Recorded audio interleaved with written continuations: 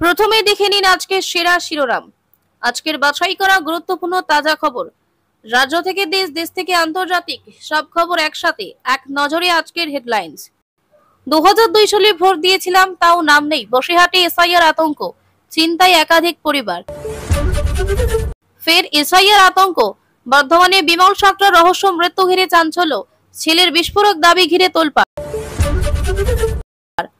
100 দিনের কাজের 917 কোটি টাকা উধাও, কেন্দ্রের হিসাবে বড় গরমের উত্তপ্ত বাংলার রাজনীতি।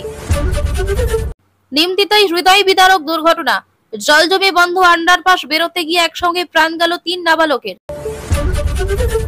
লক্ষ্মীর ভান্ডারের পর এবার ঋণ সহায়তা, মহিলা ভোট ব্যাংকে ফের বাঁচি মমতা বন্দ্যোপাধ্যায়ের। নন্দীগ্রাম থেকে ভবানীপুর জোড়া চ্যালেঞ্জ মমতা অভিষেককে, তব দাগলেন শুভেন্দু অধিকারী।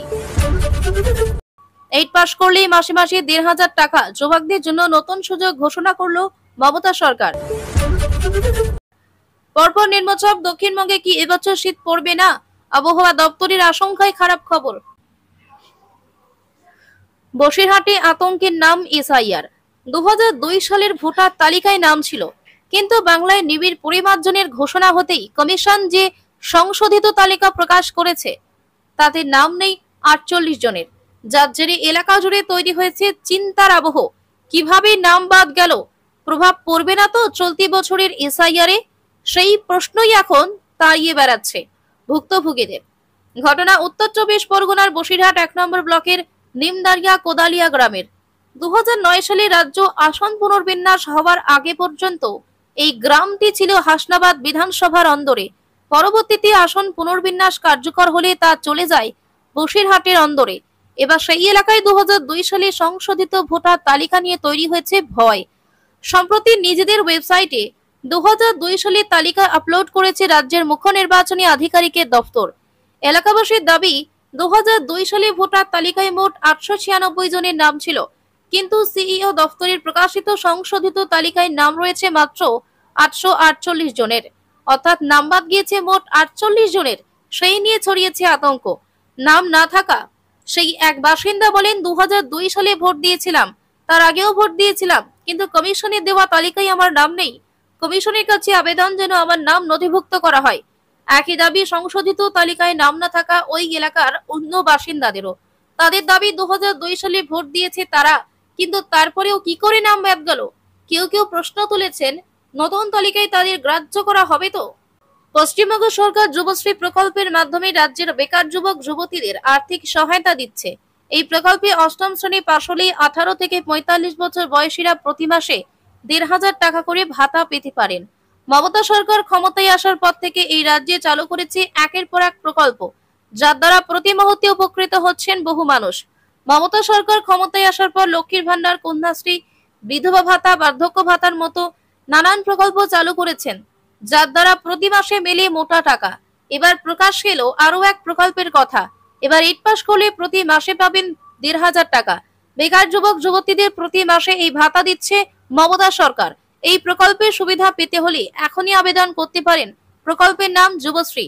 আপনার বয়স যদি হয় 18 থেকে 45 বছরের মধ্যে আর আপনি পশ্চিমবঙ্গের স্থায়ী বাসিন্দা হলে এই সুবিধা পেতে পারেন। তেমনি আবেদনকারী প্রত্যেকের এমপ্লয়মেন্ট ব্যাংকে নাম থাকতে হবে। মূলত যুব সমাজকে আর্থিকভাবে সহায়তা করতে এই সকল প্রকল্প এনেছে মমতা সরকার। এই প্রকল্পের জন্য আবেদন করতে দরকার voter card, Aadhaar card, PAN card, income certificate, bank account, ডিলিট, মাধ্যমিক ও উচ্চ মাধ্যমিকের ফলাফলের সার্টিফিকেট নিজের কাছে রাখুন। সঙ্গে রাখতে হবে 8ম শ্রেণীর সার্টিফিকেট। আবেদন করতে হলে সবার আগে https://employment.bankwb.gov.in এন্ট্রি করুন। এরপর নিউ এনরোলমেন্ট জব শেখার অপশনে ক্লিক করে নিজের নাম, ঠিকানা আর জন্ম তারিখ, শিক্ষাগত যোগ্যতা, ফোন নম্বর দিন। রেজিস্ট্রেশন সম্পন্ন হলে এমপ্লয়মেন্ট এক্সচেঞ্জ থেকে কার্ড পাবেন। এই কার্ড পেলে অ্যাপ্লাই ফর যুবশ্রী অপশন বেছে নিন। মুর্শিদাবাদের শামশেরগঞ্জ এলাকায় ঘটে গেল এক মর্মান্তিক রেল দুর্ঘটনা। জলজমি আন্ডারপাস বন্ধ থাকার কারণে রেল লাইন পার হতে গিয়ে ট্রেনের ধাক্কায় একসঙ্গে 3 নাবালকের মৃত্যু হয়েছে। এই ঘটনায় এলাকায় ব্যাপক চাঞ্চল্য সৃষ্টি হয়েছে, পাশাপাশি নেমে এসেছে গভীর শোকের ছায়া। ঘটনাটি ঘটেছে শামশেরগঞ্জের নিমতিতা নতুন শিবনগর রেল লাইনে। আন্ডারপাস বন্ধ, বাধ্য হয়ে ঝুঁকি স্থানীয় বাসিন্দাদের অভিযোগ।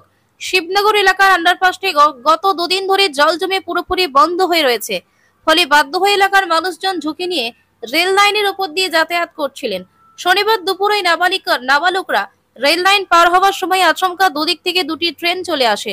অপ্রস্তুত অবস্থায় কিশোরেরা পরিস্থিতি বুঝে ওঠার আগেই ঘটে যায় মর্মান্তিক দুর্ঘটনা। ঘটনাস্থলে 3 জনের মৃত্যু হয়। খুব উগরে দিল স্থানীয়রা। ট্রেন দুর্ঘটনায় 3 জনের মৃত্যুর খবর পেয়ে দ্রুত ঘটনাস্থলে পৌঁছায় রেল পুলিশ ও শামশেরগঞ্জ থানার পুলিশ। ফারাক্কার এসডিপিও শেখ শামসুদ্দিন সহ প্রশাসনের আধিকারিকরা দ্রুত ঘটনাস্থলে পৌঁছান। মৃতদেহ উদ্ধার করে ময়না তদন্তের জন্য পাঠানো হয়েছে। স্থানীয় বাসিন্দারা গুরুতর অভিযোগ তুলেছেন যে বেশ কয়েকদিন ধরে আন্ডারপাসে জল জমে থাকায় যাতায়াতের জন্য রেল লাইনের উপর দিয়ে ঝুঁকি নিতে বাধ্য হচ্ছিলেন তারা। স্থানীয়দের মতে কর্তৃপক্ষের উদাসীনতার কারণেই এই মর্মান্তিক ঘটনা ঘটল। নতুন শিবনগর গ্রাম জুড়ে বর্তমানে শোকের আবহ। ভোটার তালিকা নিবিড় সমীক্ষা বা এসআইআর নিয়ে এবার সরাসরি রাজ্যের শাসক শিবির তৃণমূলকে বিধে তীব্র কটাক্ষ করলেন বিজেপি নেতা মিঠুন চক্রবর্তী। কি বলেছেন তিনি? এসআইআর নিয়ে রাজ্যের শাসক দলকে তুলোধনা করলেন বিজেপির কেন্দ্রীয় কমিটির সদস্য এবং বিশিষ্ট অভিনেতা মিঠুন চক্রবর্তী। তিনি বলেন, তৃণমূল যেভাবে এসআইআর নিয়ে সরব হয়েছে তার বিরোধিতা করলেন। একই সঙ্গে তার কটাক্ষ, পশ্চিমবঙ্গ একমাত্র ধর্মশালা যেখানে অভারতীয়রা খাটিয়ে পেতে আরামে শুয়ে থাকে। শনিবার হাওড়া ময়দানের ইন্ডিয়ান মেডিকেল অ্যাসোসিয়েশন হলে একটি কর্মী সভায় যোগ দেন। উদ্দেশ্য ভোটের আগে কর্মীদের চাঙ্গা করা। এদিন তিনি এসআইআর নিয়ে বলেন যে রাজ্যে এসআইআর লাগু হতেই শাসক দল ভয় পেয়েছে। পুরোপুরি এসআইআর হলে তৃণমূল বিপদে পড়বে, তাই এখন তারা ভয় দেখানোর চেষ্টা করছে। তিনি আরো বলেন, এসআইআর এর মাধ্যমে কোনো ভারতীয় মুসলিমকে বেনাগরিক করার চেষ্টা করা হচ্ছে না। যারা অভারতীয় মুসলিম তাদের এখানে থাকতে দেওয়া হবে না। তৃণমূল কংগ্রেসের অভারতীয় মুসলিমদের জন্য এত দরদ কিসের? আমরা কিন্তু তাদের প্রতি কোনো সহানুভূতি নেই। সম্প্রতি এসআইআর আবহাওয়ার রাজ্যে আত্মহত্যার ঘটনায় তিনি সরাসরি রাজ্যের শাসক দলকে দায়ী করেছেন। তিনি বলেন, এমন একটি ভয়ের পরিবেশ তৈরি করা হচ্ছে যাতে মানুষ মারা যাচ্ছে। যারা মারা গেছেন তাদের আত্মার শান্তি কামনা করি। তৃণমূল এসআইআর নিয়ে মানুষকে ভুল বোঝাচ্ছে। তিনি আরো বলেন, 2026 বিধানসভা নির্বাচন আমাদের কাছে অ্যাসিড টেস্ট। যেমন প্রত্যেকটা নির্বাচনে অ্যাসিড টেস্ট হয়, তবে আমরা লড়াই করব। অন্যদিকে আগামী 4 নভেম্বর তৃণমূল কংগ্রেসের পক্ষ থেকে এসআইআর বিরোধী একটি মিছিলের আয়োজন করা হয়েছে কলকাতায়। এদিন তিনি এই মিছিলকে কটাক্ষ করে বলেন, অভারতীয়দের জন্য কি এই মিছিল হচ্ছে? কলকাতা হাইকোর্টের নির্দেশে সুপ্রিম কোর্টে বহাল থাকায় রাজ্যে 100 দিনের কাজ দ্রুত শুরুর আশা। তবে বকেয়া অর্থ নিয়ে ধোঁয়াশা অব্যাহত। এর মধ্যেই কেন্দ্রের পোর্টালে রাজ্যের প্রাপ্য টাকায় বড় গরমিল সামনে এলো। নবান্নের হিসাবে বকেয়া 6,919 কোটি টাকা হলেও কেন্দ্রের হিসাবে তা কমে দাঁড়িয়েছে 602 কোটি টাকা। প্রায় 917 কোটির হিসেব না মেলায় সরব রাজ্য প্রশাসন।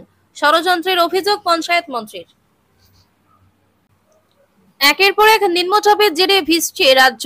আবহাওয়া দপ্তর জানাচ্ছে, রবিবারও দক্ষিণবঙ্গের কিছু জেলায় বৃষ্টির সম্ভাবনা রয়েছে।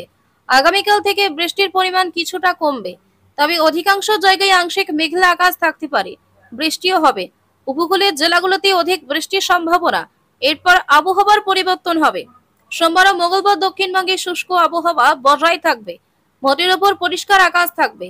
হাওয়া অফিস বলছে, বর্তমানে বাতাসে প্রচুর পরিমাণে জলীয় বাষ্পের পরিমাণ বেশি থাকার কারণে গুমট ভাব থাকবে। এদিকে নভেম্বর শুরু হয়ে গেলেও দক্ষিণবঙ্গে এখনো শীতের দেখা নেই। বৃষ্টির জেরে সামান্য তাপমাত্রা এদিক ওদিক হলেও ভ্যাপসা গরম থাকছে দিনের বেলায়। আবহাওয়া দপ্তর বলছে, নভেম্বরের শুরুতেও দক্ষিণবঙ্গে শীতের সেভাবে কোনো আভাস নেই। ভালোভাবে শীতের অনুভূতি পেতে পেতে ডিসেম্বর হয়ে যাবে। এদিকে শনিবার ভারী বৃষ্টি না হলেও বজ্রবিদ্যুৎ সহ বৃষ্টি হতে পারে উত্তর 24 পরগনা, দক্ষিণ 24 পরগনা, নদিয়া, পূর্ব মেদিনীপুরে। রবিবারও 2-1 জায়গায় হালকা বৃষ্টির সম্ভাবনা রয়েছে। তবে আগামীকাল থেকে মোটের উপর শুকনোই থাকবে আবহাওয়া।